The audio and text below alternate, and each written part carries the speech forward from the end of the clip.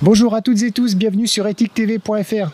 Donc aujourd'hui, je reviens dans mon jardin personnel après 4 mois d'absence. Il y a eu le confinement et toutes ces histoires, j'ai pas pu venir.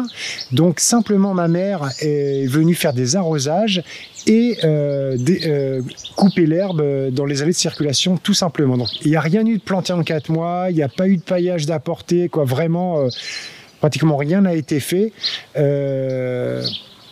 Donc je vais vous montrer cette vidéo, je vais vous faire une vidéo là, une petite visite comme ça avant récolte des fèves, des fruits, etc. et puis désherbage, et je vous ferai une deuxième vidéo après, une fois que j'aurai tout désherbé, rapporté des paillages, etc. Donc là, vous allez voir une multitude des zones, le paillage s'est dissous, le paillage s'est décomposé, la terre revient à la surface, et on voit surtout toutes les plantes potagères qui montent en graines. Et c'est important parce que ce jardin-là, il y a 300 km de chez moi, c'est un jardin où je fais beaucoup mes graines. Et ensuite que j'utilise pour planter dans les jardins de l'entreprise, donc en Ile-de-France dans le Val d'Oise, du jardin de Camille et Rodrigue dans le Val-de-Marne, ou dans ma serre en bas de chez moi. Bref, c'est le 4e espace que je développe sur les bases de la permaculture, et ce jardin a été le premier que j'ai commencé en octobre 2018. Donc voilà, je vous fais une petite visite. Et donc, vous pouvez retrouver la composition de ce jardin à travers 3 épisodes passés sur notre chaîne ethiquetv.fr. Donc, il y avait l'épisode numéro 11, l'épisode numéro 13 et le dernier épisode qui était l'épisode numéro 18 que j'avais tourné en novembre de l'année dernière, justement où je commençais par cette même entrée dans le jardin, avec cette zone où j'avais planté tout juste les bulbilles d'oignons. Donc vous pouvez regarder l'épisode numéro 18 et vous verrez ce jardin en plein hiver, en plein mois de novembre. Donc voilà, ce qui est intéressant, c'est que là, vous voyez, la zone maintenant est bien ombragée, quand on a vraiment les acacias, le faux acacia robinier là, qui finit encore ses fleurs. Hein. Voilà, donc voilà, et donc il est bien en feuilles, et donc là j'aime vraiment cette zone là parce qu'elle va préserver l'humidité et elle va, je vais laisser l'herbe haute et simplement débroussailler autour de la zone de culture. J'avais bien dégagé cette zone. Alors donc là, on voit que ça a été quand même bien l'explosion. Là j'avais une bourrage blanche, vous voyez, qui est énorme. C'est vraiment un pied qui est énorme. On voit encore, tenez, quelques petites fleurs, voilà. Mais ça, pareil, c'est une plante bisannuelle. Donc là, elle avait... donc ça va faire bientôt 2 ans qu'elle était là. J'avais mis des graines à l'origine. Et donc là, cette année, là, elle est en train de... Maintenant, voilà, elle est en train de mourir doucement, quoi. Comme l'autre pied qui est là-bas. Donc là, l'ail, donc là j'ai mis une belle zone d'ail. Donc l'ail, voilà, il a attrapé ce qu'on appelle un parasite qui est la rouille. Donc voilà, on voit que les fleurs, les fans sont pleines de petits points. Donc ils ont attrapé la rouille. Donc on verra si ça va impacter sur la récolte, je pense pas. Dans tous les cas, ils sont en train de bien se former, là on les voit sortir.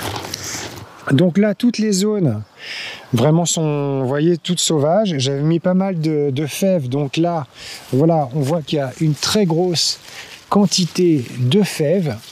Et j'en ai mis partout. Donc il faut vraiment que je récolte tout ça. Il y en a vraiment beaucoup et elles sont vraiment énormes.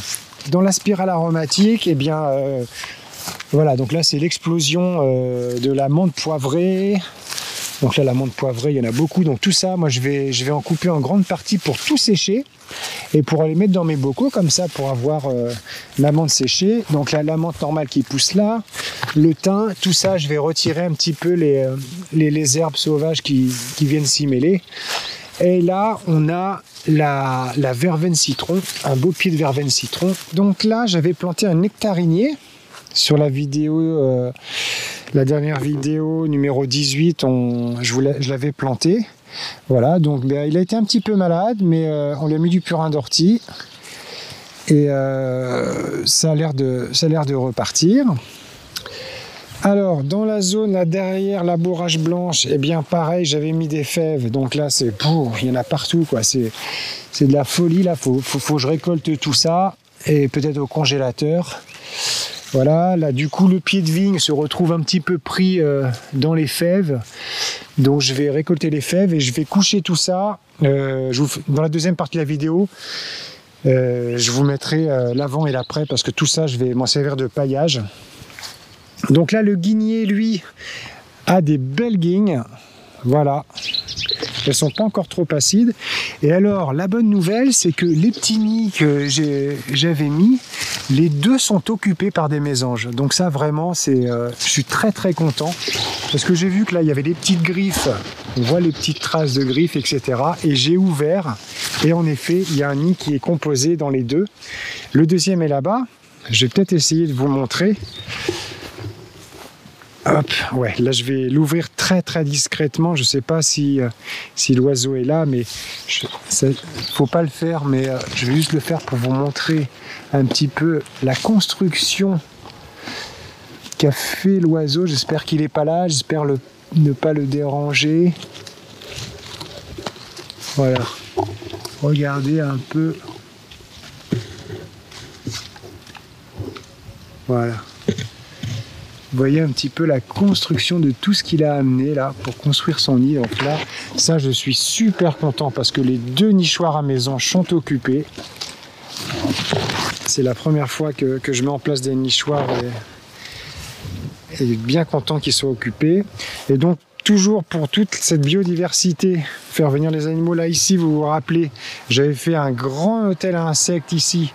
Et il y a des trous, il y a des... Donc vraiment, il y a les oiseaux, quoi, pas les oiseaux, mais les animaux s'y réfugient. C'est vraiment super.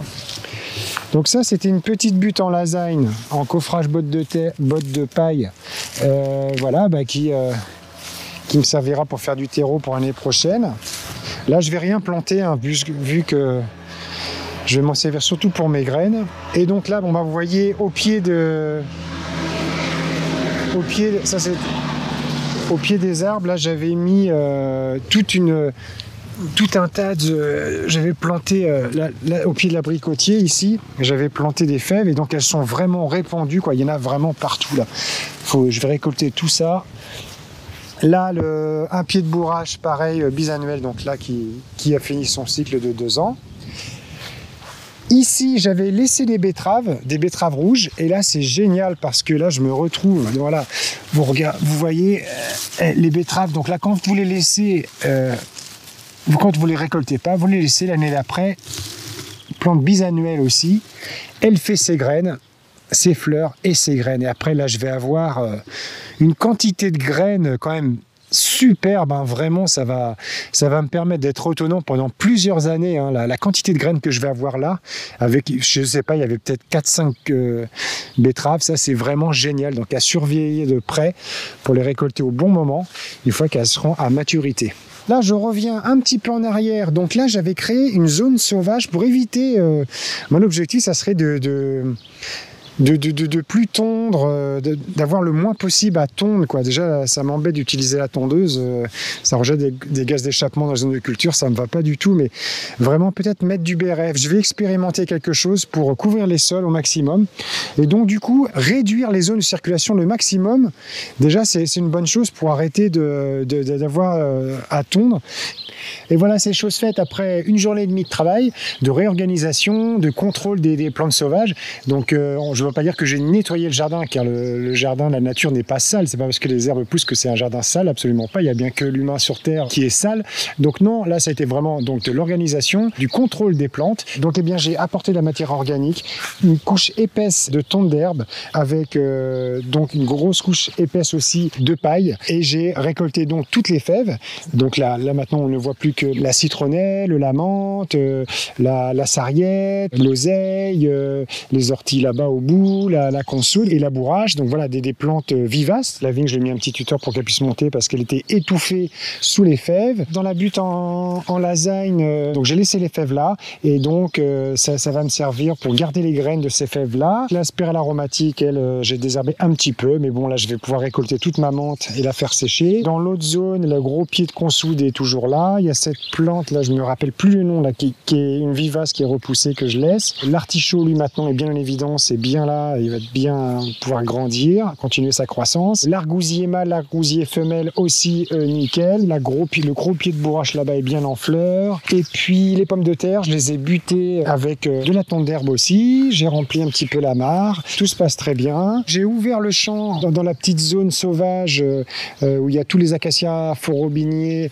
les pêchers, pour ouvrir un petit couloir pour pouvoir accéder au sureau pour récolter ses baies et puis ses fleurs.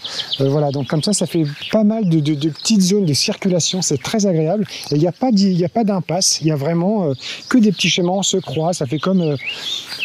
ça circule vraiment très très bien. Donc voilà, cette vidéo est maintenant terminée. Merci beaucoup à Flavien Moras pour la post-production de la vidéo, à Pascal Geoffroy pour ses conseils pour le rédactionnel, à Stéphane Dion pour le développement web. N'hésitez pas à mettre un j'aime si vous avez aimé, à vous abonner à notre chaîne. Et merci infiniment à Kadoura Dadi pour son partenariat, pour la cession des droits de sa musique. Nous sommes tous sur la même longueur d'onde. Sentir nos âmes sur la même longueur d'onde.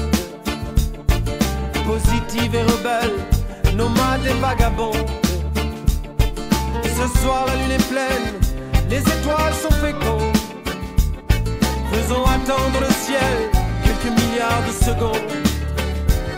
Je veux sentir nos âmes sur la même longueur d'onde. Positive et rebelle, nomade et vagabond.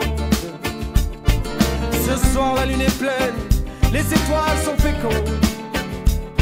Faisons attendre le ciel quelques milliards de secondes.